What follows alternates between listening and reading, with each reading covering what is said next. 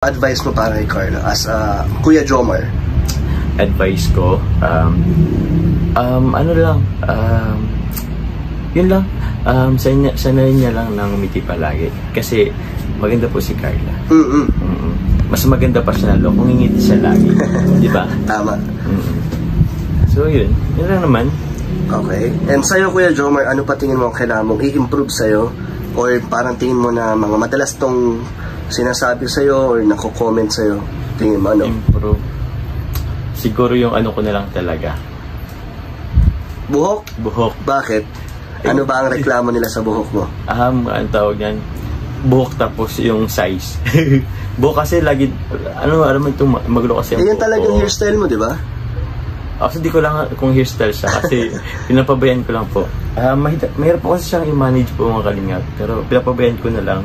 Yung sa size? Sa size ko naman. May nagsasabi bang kailangan mo na mag-diet? Mag-diet. Kasi nga daw, mag-deliver na din daw si Carla. So kailangan mo maghandaan yan? Maghandaan, parang ganun na nga. So, bawas-bawas lang po tayo. Siguro, mas maganda kung iiwas mo na ako kay Kalingap Dan. Bakit? Mahilig po sa kain si Kalingap Dan. Oras-oras, gutom. Pero yun. Pero gusto mo din. Kasi minsan, gusto mo din kumakain. Nalilibre din kasi tayo minsan ni Kalingap Dan. So, at least, gano'n lang tayo. Hindi lang naman ako. Lahat naman ng K-boys mahilig kumain. Ba't galit na naman?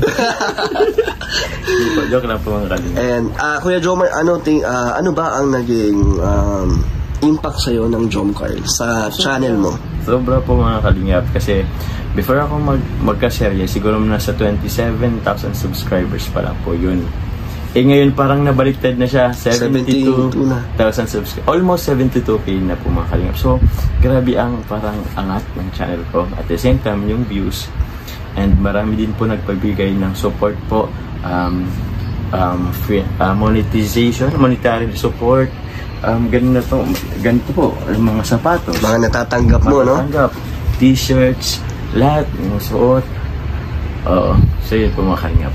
Anong tinitingnan dyan? Hindi natin ipapakita. Hindi pwede, kasi medyo kinda surprise din kasi yan. Ano pa ba ang dapat abangan sa inyo ng community ng Jomcar?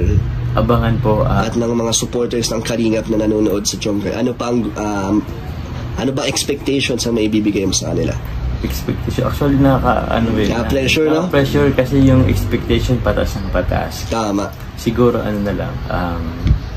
more kilig na lang siguro. Sana mas maibigay po namin yun. At the same time, bukod sa kilig, inspiration.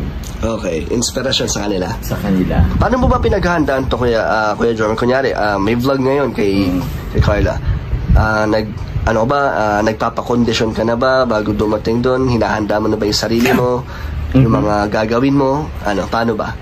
When it comes sa mga dialogue kasi, Kalingap Dan, hindi ko siya napapaghandaan kasi depende kasi yan sa sa mood mood nung environment. Kasi di natin alam kung saan ba i-shoot. Tama. Di ba? So, pa-iba-iba. Kaya hindi yan napapagandaan. Ano nga tawag doon? Yung impromptu rin kasi yan. So, on the spot, lang basta ready ka? Basta ready. Always ready. Always ready. Ano pa bang paghanda? Siguro, sa pagsakasutan siguro, yung tipong minsan, ako po mga Kalingap, sa totoo lang po, ayoko po masyadong magsusuot ng hindi masyadong pumoporma. Yung pumoporma ba po masyado? Kasi parang init ako lagi. Napakainit pa naman dito. Napakainit pa naman dito. Kung pwede nga lang shorts lang tapos t-shirt. Pero pangit naman pa ganun. Siyempre kailangan din naman nating mag-effort sa mga manonood. Tama.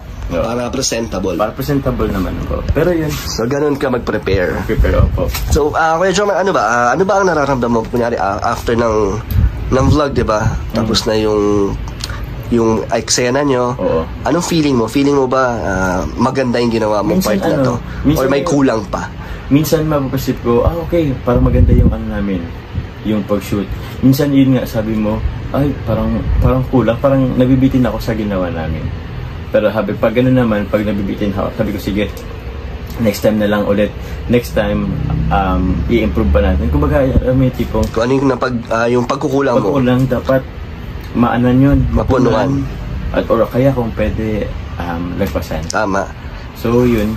Anong feeling naman, kunyari, di ba, premiere lagi ni Kalinga Prab, kinakabahan ka ba or masyado ka bang nakadepende sa sasabihin ng mga nanonood, yung mga opinions nila, natatakot ka ba na baka may negative, ganun ba yung nararamdaman mo? Actually, mixed emotion po siya mga Kalingap. Pag mag-premiere, meron excitement. Andun na yung excitement lagi.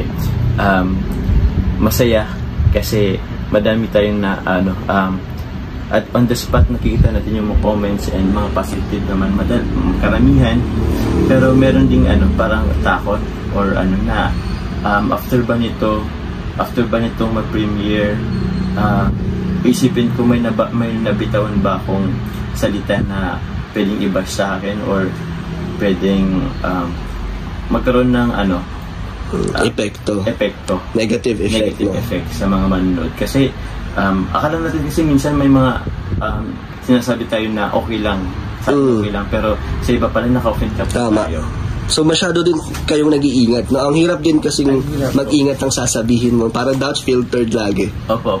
Hindi naman to para sa sarili mo. Para din sa mga nanonood na syempre may mga bata, may mga matatanda. So kailangan mo laging isipin yung bawat sasabihin mo. Isipin talaga mabuti. As much as possible, iwasan natin maka-offend. Or lalo sa kultura. Kasi iba-iba kultura yung inaano natin. Tawag niyan, kinagisnan. Pero yun nga, super ingat din talaga po, Kalingap. Yan. Pero ang pinakamaganda kasi sa inyo ay walang script.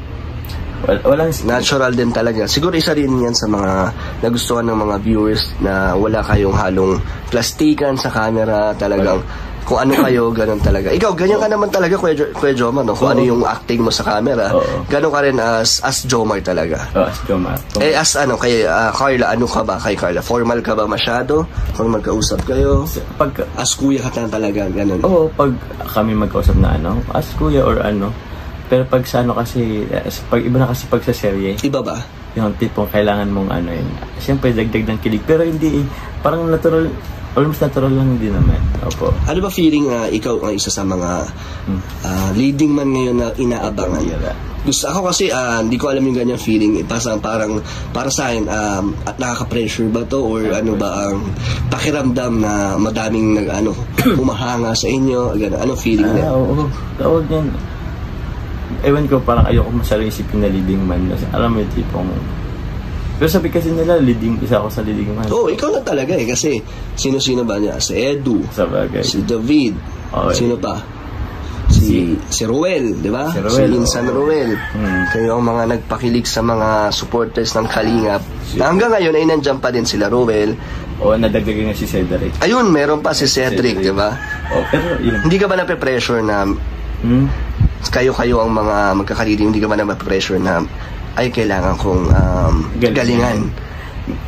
Merong ganong parang merong ganong mindset na dapat mong galingan. Pero walang kompetensya. Yeah. Alam mo yung tipong galingan mo para na lang din sa sarili mo. Para sa viewers. Oo. Kasi sila Ruel, sila David, yan. Given na. Given na, tsaka hindi sila competition. Yan. Ang ano lang namin dito is makapagpasaya sa mga viewers. Yun po, parang gano'n. Gagalingan namin para sa inyo. Tama, hindi para sa higitan to. Hindi para sa higitan or Kung mas galingan nila sa akin, or wala kasi. Suportahan natin sila. Suportahan po tayo. Ganyan tayo sa ganyan tayo sa Kalingap na walang division, walang kompetensya. Hilaan pataas. Tama. Oo. Ayun, so salamat Kuya Jomar. Ano ang gusto mong sabihin kay Kalinga Prab na nagtiwala siya sa'yo? Yun. Na ngayon, ayan na. Naging successful ang inyong love team. Siyempre, atik ko na din itong opportunity po para magpasalamat. Siyempre, unahin ko muna po yung ama ng Kalingap na si Kuya Bal Santos Matubang at si Ate Edna Vlogs. And kay Jack, isama na rin natin kasi si Jack, din natin yan. Pero sa ngayon po, gusto ko talagang magbigay pasalamat po kay Kalinga Prab kasi binigyan tayo ng ganitong opportunity. Sobrang laki bro ng opportunity na tingin niya sa akin. So, thankful ako sa kanya, sa iyo. Tapos, sa pagtiwala sa ganitong serye. Yun, maraming salamat po, Kalinga Prab. At syempre, Kuya Kulabal, syempre. And Tapos, ano na lang, Sa ano nyo, Jomcar community. yun, una kay Carla. Ay, syempre kay Carla kasi ano na rin yan eh. Pero, salamat ako sa mga sumusuporta po ng Jomcar. Lalo na po, yung mga solid Jomcar fans, yung andyan po yung Jomcar 18, Team Jomcar 18, yun po. Yung Team Jomcar community. Tapos, madami pa. Jomcar, mas marami pang ano, kasi di ko si ano yung ibang community ng Jomcar. Kasi madami na. Kasi madami din po talaga. Pero yun, thankful po ako sa inyo. Pasensya na po kung hindi ko po natandaan po yung iba pong pangalan ng community ng Jomcar. Pero yun, papasalamat po ako. And sana po, patuloy nyo pong subaybayan po ang serye po ng Jomcar.